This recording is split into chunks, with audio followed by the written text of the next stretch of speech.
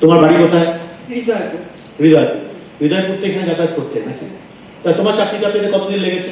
আমারও 1.5 বছরের একটু বেশি। 1.5 বছর লেগেছে। আচ্ছা, এই যে ধরো তুমি যখন সিদ্ধান্ত নিয়েছিলে যে সরকারি চাকরির জন্য পড়াশোনা করব, তোমার চারপাশের বন্ধু বান্ধবরা অনেক রকমের মতামত তোমার উপর চাপিয়ে দেওয়ার চেষ্টা করছিল, সেই জায়গা থেকে বেরিয়ে এসে খুব ফোকাস থাকা, প্যাশনেটলি এটাকে এক্সিকিউট করা, কিভাবে তুমি করলে?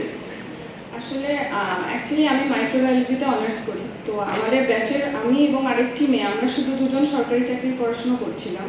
তো বাকি তো তখন সবাই বলছিল যে মাস্টার্স করতে বাইরে চাকরি বাকরির অনেক অপরচুনিটি, তাড়াতাড়ি চাকরি হবে, গ্রোথ খুব বেশি, অনেকে অনেক কথা বলেছিল। কিন্তু আমার একটা ডিসিশন ছিল যে আমি সরকারি চাকরির জন্য পড়বো, এবং বাবা খুব চাইতো যে আমি যাতে এই লাইনে আসি। তারপর বাবাই আমাকে প্রথম ওই খবরে বিজ্ঞাপন দিত পেপারগুলোতে। তো বাবা দেখে দেখে বলতো যে এখানে যেতে হবে যেতে হবে, মানে কলেজ আমার শেষ হয়নি তখন থেকেই বাবা বলা শুরু করেছিল। তো তারপর তো আমার কলেজ শেষ হয়, তারপর আমি এখানে আসি। যেদিন তুমি চাকরিটা পেলে, বাবা মাকে এর থেকে বেশি খুশি এর আগে কখনো হতে দেখেছো?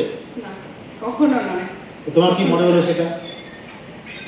হয় আমার এখন এটাই স্বপ্ন যে এর থেকে ভালো আরো কিছুতে বাবা মাকে আরেকটু খুশি করা। বাহ, তাহলে তুমি পড়াশোনা করছো? হ্যাঁ, একদম। আমি তোমার নেক্সট টার্গেট কি? স্যার যেটা করছি, যেটা পেয়েছি তার থেকে আরো ভালো। আর একটু ভালো পড়াশোনায় চাকরির মাঝখানে সময় বার করে নিতে পারো? হ্যাঁ স্যার, আমি হয়ে যায়। দেখো, চাকরি করছে আরো বেটার কিছু পাওয়ার জন্য, আবার কি হচ্ছে পড়াশোনা করে যাচ্ছে। আর তোমাদের তো এখন চাকরি হয়নি, তোমাদের হাতে যদিও ওর থেকে কম সময় হাতে, তাই না? স্বাধীন কম সময় পাও তো তোমরা। এই সুযোগ হারিও না কিন্তু, আমি বারবার বলছি। মানে তোমরা নিজেরাও জানো না তোমাদের কি অসম্ভব ক্ষমতা আছে।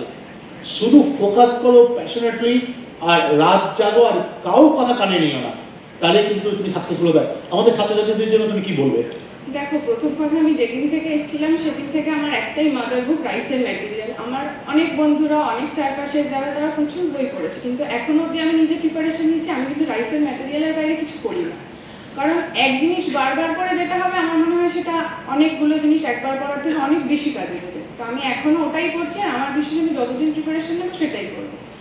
আর আমার মনে আছে যতদিন আমি ক্লাস করেছি, আমি কোনোদিনও ক্লাস অফ দিইনি, কোনো মান্থলি অফ করিনি। তো পরীক্ষা দেওয়া এবং ক্লাস করা খুব ইম্পর্টেন্ট।